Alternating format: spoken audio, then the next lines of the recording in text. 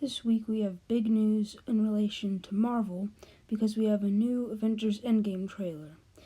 This trailer begins with a sequence of Tony Stark on the Vector, the new Milano from Guardians of the Galaxy, and he is recording a message in his helmet for Pepper Potts.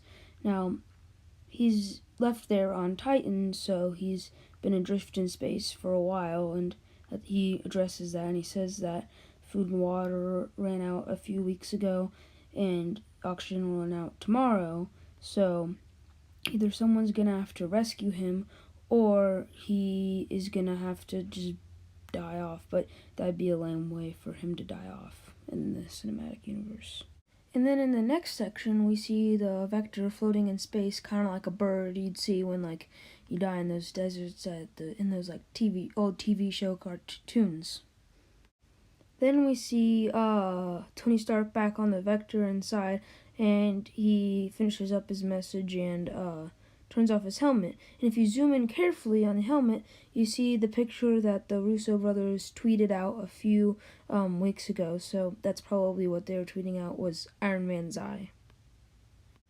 Then we see the Marvel Studios logo, which we see in all the trailers, but this one fades away like the people in Infinity War when they die. Next we see the Thanos' armor on a scarecrow, which is actually from the comics, and he retires on the farm after he snaps out half of all life like he does in the movie. We also get a clip of Thanos on this farm, but his fried Infinity Gauntlet that we saw at the end of Infinity War is brushing through some flowers or plants that are just on the ground. And there is a rumor out there that this is Titan 2, which is Thanos's version of what he wanted Titan to end up being. So that's kind of cool. Next, we catch up with the Avengers and Avengers HQ, which has kind of unkept grass, which means that it might have a time jump like many theorized that Endgame would have from Infinity War rather than being right after. And at this HQ, we see Bruce Banner looking at some pictures of Scott Lang and at this point Shuri, but then the Shuri picture changes to Spider-Man, and he kind of gets all upset, but really he just learns that these people exist in the movie before, so it's kind of funny. Now we're back on the Vector ship, which I'm just now realizing that I've been calling it the Vector and not the Venator, which is what it's really called. And Nebula, we find out, is also on this ship with Tony Stark. Next, we see Nebula's hand reaching out to touch, which many believed for a long time, including myself, was Tony Stark. But if you look carefully, they have a strap on its shoulder. So I think maybe Captain America's on the ship, or someone else is on the ship. And also, some people also think that maybe that hand's not Nebula's, and maybe it's Gamora's instead. So there might be different people, we just don't know right now. And after that, we see Black Widow in Japan looking at this figure with a hood and gold highlights after killing a few people that are on the ground. Then we figure out that this figure is actually Hawkeye, who is taking on the personality or persona of the character named Ronin from the comics, which Hawkeye is using in the comics, and then instead of using a bow and arrow, he uses a sword.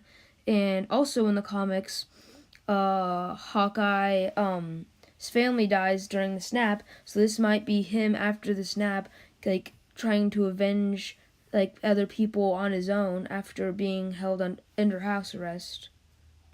Then we see Captain America on some ship, and then we also see Peggy Carter on the compass that he had with her photo on it, because maybe I think that this ship is the ship that Captain America crashes into the iceberg with, and he is trying to find the space zone so that they can destroy it, because another theory that I've had is that they use time travel to get to different points in the MCU where Infinity Stones existed, and they're gonna go and destroy them before Thanos even came into the universe as a threat. So, but the Russo brothers have also said that no footage from any of the trailers for Avengers Infinity War will contain information or footage past the first 15 minutes of the movie. So that might not be true as to what ship he's on right now. So I honestly don't know.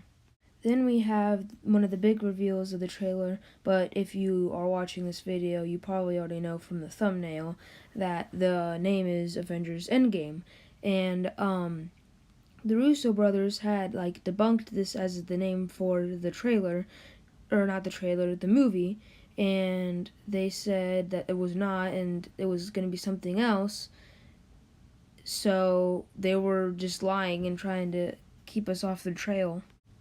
Now we have the final part of the trailer, that is Ant-Man at the front door in his ex-con van, and he probably had to have drove all the way from San Diego to New York after escaping the Quantum Realm.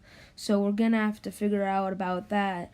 And there's another Easter egg. If you look closely in the top right corner, or sorry, the top left corner, you can kind of make out like a 1983 archive, but it does definitely says archive on there. And Cap asks if it's an old message, but Scarlet Black Widow doesn't answer the question and just says it's the front door.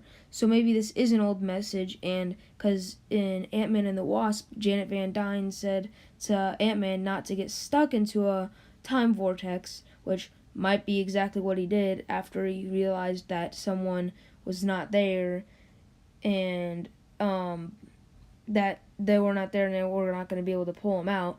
So maybe he just got pulled out, and Cap was asking if it was an old message because they thought he was dead, but like cause missing. So that could be the problem, but I think it's definitely an archive, and that's the like what happens. But I doubt that he just gets out and drives all the way there.